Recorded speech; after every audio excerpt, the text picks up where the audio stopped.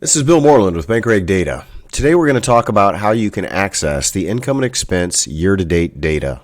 So the first thing we'll do is pull up a sample bank. I'm going to pull up Ocean first, and I'm going to do that using their ticker.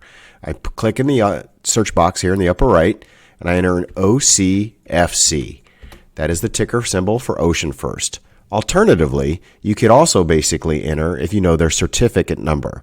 So for example, 28359 down here is their cert. So we'll go ahead and give that a test. And we'll put in 28359. And that also brings us back to Ocean First. All right, so here we're at the main page. And we can essentially scroll up and down. You can see what the data is available here on the main page.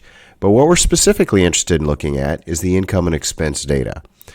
What we wanted to do was basically toggle between the quarter data and the year-to-date data. The quarterly is a derivation from the year-to-date because the schedule RI, which is what the income and expense comes from in the call report, essentially comes from schedule RI, which is a year-to-date component. So for example, we're going to click on yield, which is interest income.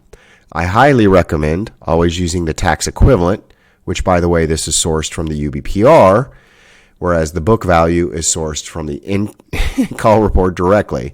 But we're going to go to the tax equivalent, and essentially what we see right there is that's the $84,826,000 in Q3 for 2021.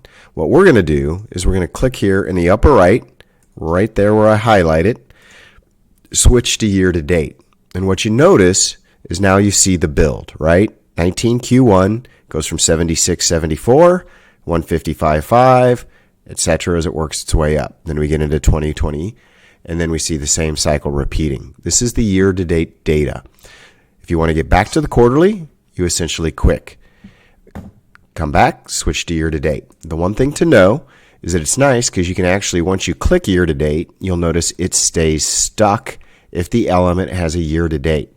The other thing that is available to us is the ability to toggle to a different denominator.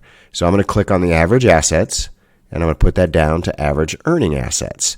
You'll notice it reloads the page, now essentially puts the title right there, and the calculation is essentially the loss provision number is a divider of average earning assets. Once again, once you click it, it will stay stuck as you navigate your way through, look at the other elements.